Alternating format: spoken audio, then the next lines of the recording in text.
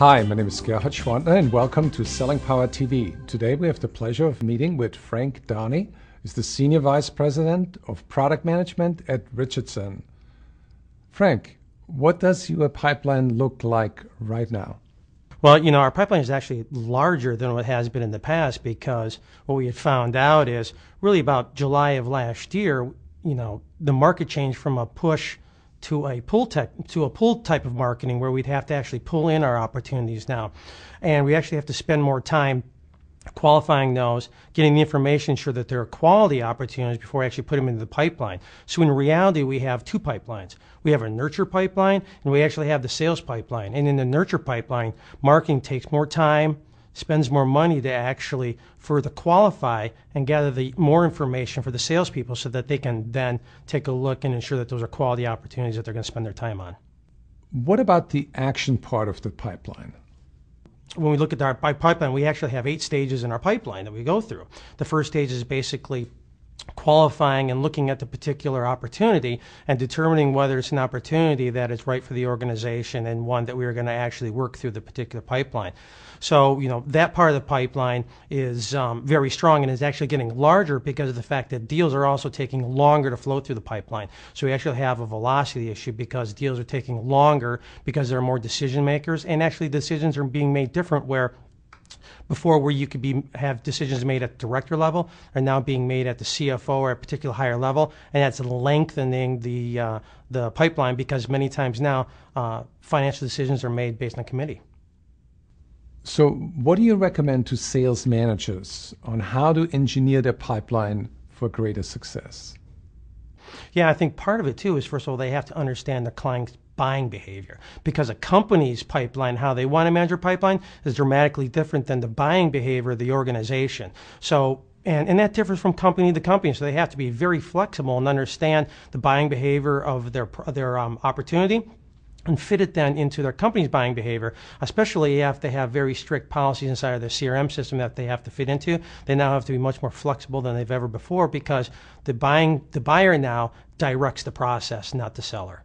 Yeah, that makes sense. But how do you recommend that people manage the pipeline that's nurtured by marketing?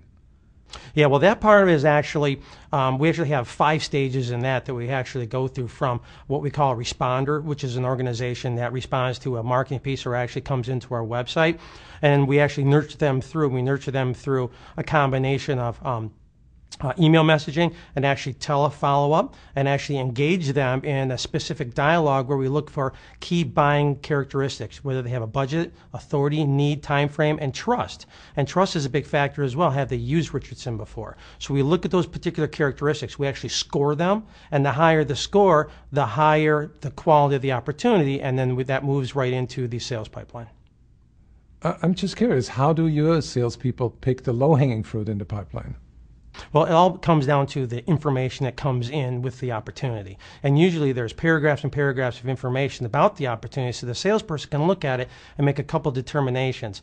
How long will it take to actually sell the opportunity? Is it an existing client or previous client, or is it net new? So then they can actually look at that, and then they also compare it back to their existing pipeline and the book of business that they have to determine where it particularly fits and how much work and energy and effort it's going to take.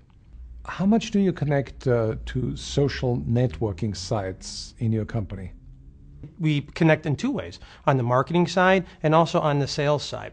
And we look at it on the marketing side because we're looking to get our particular name and actually our thought leadership out there, which is more about Richardson talking about the needs in the marketplace and particular issues that organizations are currently facing. And on the sales side, the salespeople have to reach out more than ever before to connect with people where basically older methodologies that have used to connect with people is much different, because if they now can use the internet and particular sites like LinkedIn to be able to leverage other contacts that they have and people that they've known in the past to then build relationships virtually and start there first, and then they can actually earn the right to have a conversation with somebody over the phone.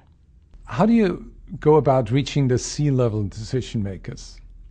Well, many times it's very hard to do in the marketing side because you can't pick up a phone and directly call them. It's very difficult to do that. So basically we reach them through a couple different ways. First of all is thought leadership, right?